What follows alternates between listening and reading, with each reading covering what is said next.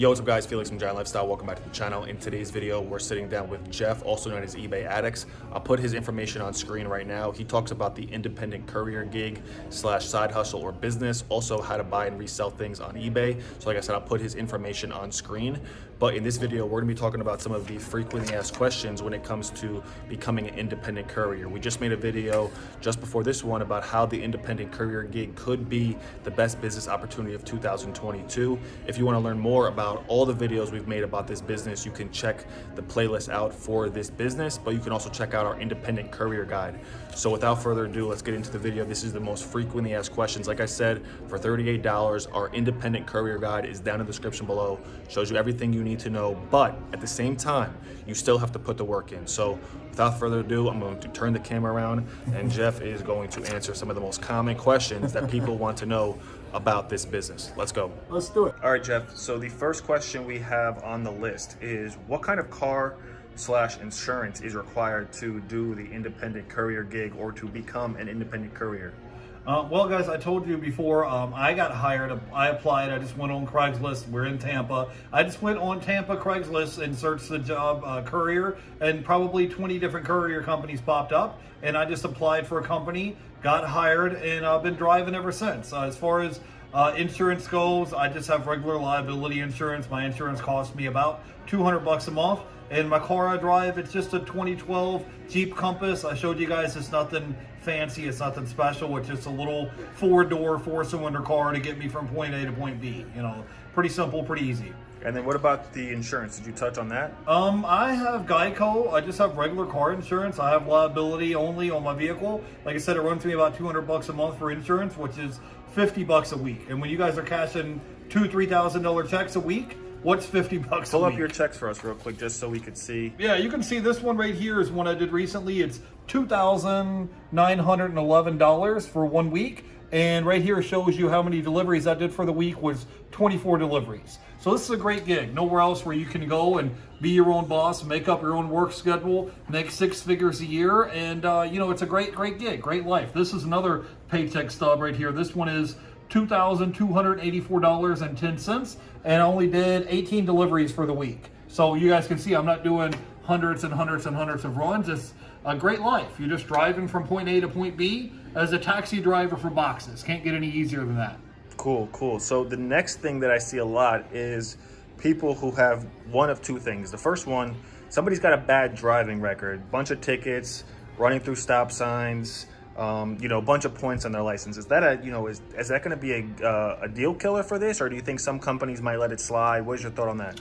Right now, there's a labor shortage of people, and everywhere you go. I mean, we could go to the drive-thru at Wendy's, McDonald's, wherever you want to go, there's a labor shortage. So don't discourage it. Most of the companies, when you go to apply for a courier company, they're going to probably check your criminal record. They're going to probably check your driving record, and some companies may want you to do a drug test. So, but I'm good. You know, I don't have any points on my license, maybe a couple of parking tickets. Maybe I went 10 miles over the speed limit a couple times, but you know, that happens to all of us. So yeah, if you have points on your license or you have something going on, just when in doubt, tell the truth. You know, that's it. Don't get caught up in a bunch of lies. Just tell the truth. And if you talk to the general manager of the company and you say, hey, this is what happened. This is what I got, you know, on my record for my driving record. Just be honest and tell the truth. You know, people are short on drivers right now, and to be honest, the courier company, the only way they make money is when you make money, right? So where I work at, I only get paid on commission, so I get paid 60%, and the courier company makes 40%.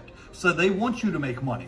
They only make money whenever you get your delivery completed, you get your 60% cut, the courier company gets 40%.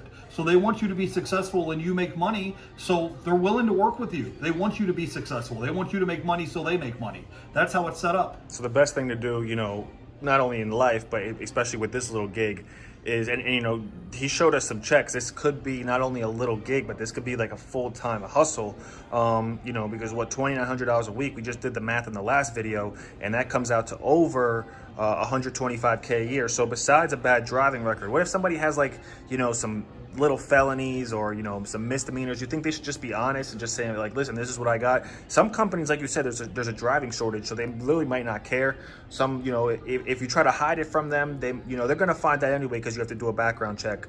But you think, you know, if you try to, you know, sell yourself and show that, you know, you are a good person and, you know, whatever happened 10, 15 years ago, you know, you had no intention for it, but, you know, you're ready to, you know, be a productive citizen and, you know, work hard. You think some companies will let it slide? Just be honest, just tell the truth. You know what I mean? I had to go through 5 different courier companies before I found the one that I work at now. And just be honest. Just tell the people the truth. Say, this is who I am. This is what I'm trying to do. And all you're trying to do is be a taxi driver for boxes. Remember, all you're doing is driving from point A to point B. You know what I mean? So as long as you can carry yourself in a professional manner, you know, and do what they ask you to do, that's literally all you're doing is driving from point A to point B. So if you have something on your record or whatever, you know, just tell them the truth. It is possible that you could get an attorney and get some of this stuff expunged from your record, or maybe after so many years some of this stuff will fall off your driving record or criminal record, but you may be able to go that route. But I would just be honest. Just tell them what's going on. Say, hey, I want to work as a 1099 independent contractor. Are you guys hiring? And they say yes, just fill the application out. And if they ask you if you have issues, you know, drive-in or whatever, just be honest. They'll be willing to give you a shot. But once they give you a shot and once they give you a badge, once they say, hey, we're going to take a shot on you, show them what you can do.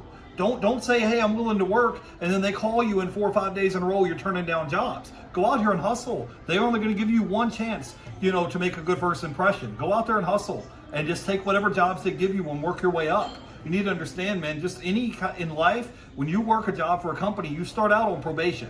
You know, when I worked for General Electric, a corporate company, I was on probation for 6 months. So just get out there and hustle. Cool. Awesome. I like that.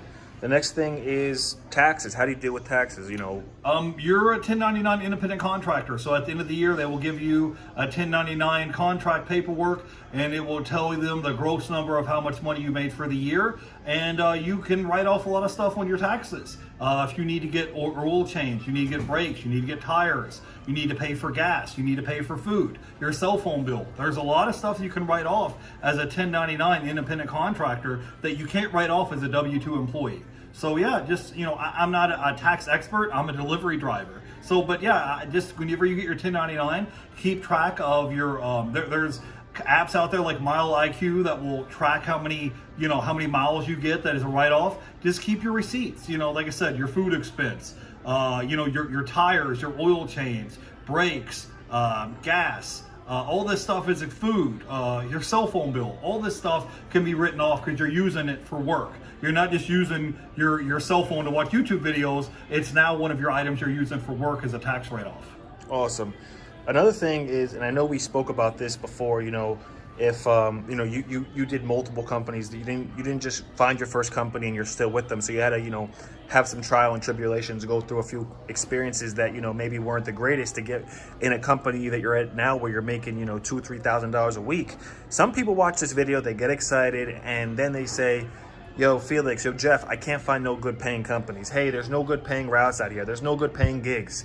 But you're making $3,000 a week. So how is it that some people, and I sort of have it in my head, they're not really putting the work in, but what do you say to people who say there's no good paying gigs or routes out there? You have to get experience. Everybody focuses on the dollar signs of how much money you can make, but they don't focus on, hey, I'm getting experience. Because down the road, when you apply for another company, and let's say a route opens up, Felix, and they call you up and said, hey, Felix, we saw you applied for this route. This route pays $2,100 a week. Are you interested? You say yes, and they say, do you have experience? Do you have references? And you say no.